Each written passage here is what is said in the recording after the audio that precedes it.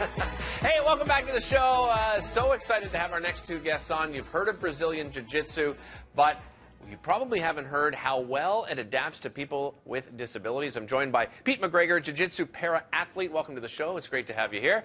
And Bruno Fernandez, head instructor and founder of Gracie Barra Montreal. Welcome back, Fernando. It's been a long time since we've seen you. Thank you. Good seeing you again. I've been all right. Make sure you keep that up there. So first of all, for people that aren't aware of what Brazilian Jiu-Jitsu is, maybe, Bruno, you can explain it to people. Yeah, sure. Brazilian Jiu-Jitsu is a martial art that was developed in Brazil, and it's also known as the gentle art because it's primarily focused on defense.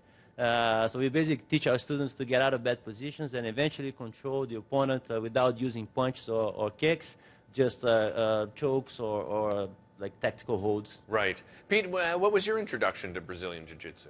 I actually came through Jiu-Jitsu through Joe Rogan and Eddie Bravo, but it was actually one of his friends, Joey Diaz, that really was touching my heart. I was listening to one of his podcasts, and whatever he was saying, I just knew I wanted to try it. And I think we all know the physical benefits of it, Pete, for sure. But what about the mental, the psychological benefits of it? Yeah, you know, like the world sometimes is a difficult place to deal with. And after an hour of training, you know, that all the loudness of the world quiets, you know, and the world's a bit easier to deal with for sure. Bruno, why do you think it adapts so well for people that do have disabilities? Jiu-Jitsu in itself is a way for you to adapt the techniques that your instructor will teach you to your own physical capabilities. Right? So everybody have some sort of limitations. Some people overweight, some people too weak, and then we don't impose the way of doing techniques. Like we help them figure out ways to be effective, like while fighting.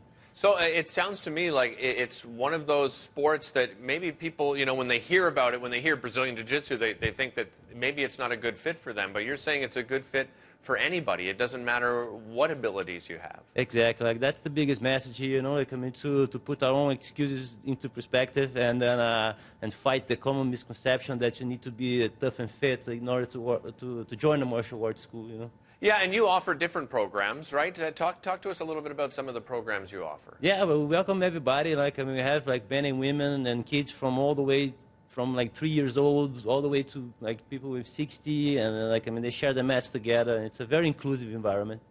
Pete, yeah, tell us about the environment, because I think that's what's important to a lot of people. You know, there's a lot of different ways you can get fit. There's a lot of different places you can go. What makes this kind of experience unique? I feel there's like a really big family and community aspect to Jiu-Jitsu, and we're all just really trying to make each other better. You know, at the end of the day, your training partner is also your best friend, so there's no point in trying to hurt everybody.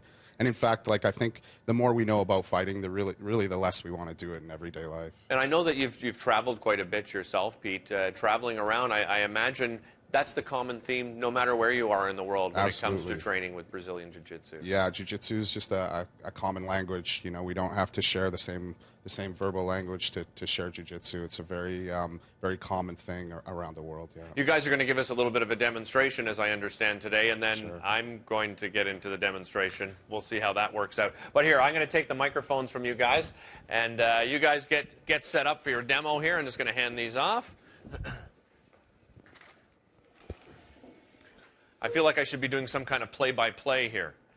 So, yeah, let's talk about, sort of walk us through this, and then I can let everyone at home, you know, because you don't have a microphone on you right now, but I can let them know what's going on. Yeah, so, like, I mean, this is a very bad position, right? Like, I mean, so that Pete, unfortunately, usually needs to fight off, because, you know, he's literally on the ground, and then I'm going to control him, like, I mean, quite tight here, and he's going to fight his way out.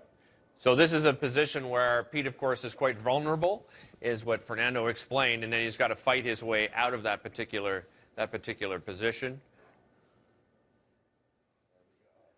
Look at you made it look very easy. So you want me? So what do you? I'm going to get part of this demo. So what do you want me to do? Okay. On top of me. On top of you. Okay. On top of me. Oh, right on you. Okay. Boom. There we go. All right. Take it easy. Ah, there we go. That's my choke there. So around the neck here, over the neck here, and I like to squeeze real tight. I see that, Pete, yes. Remember, Pete, I'm a host. I'm very delicate. Fernando, Pete, thanks so much for joining us. Really appreciate it. Great to see you again. Thanks for coming. Don't go anywhere. More BT coming up after this. We've got some entertainment news, of course, coming your way right here on City.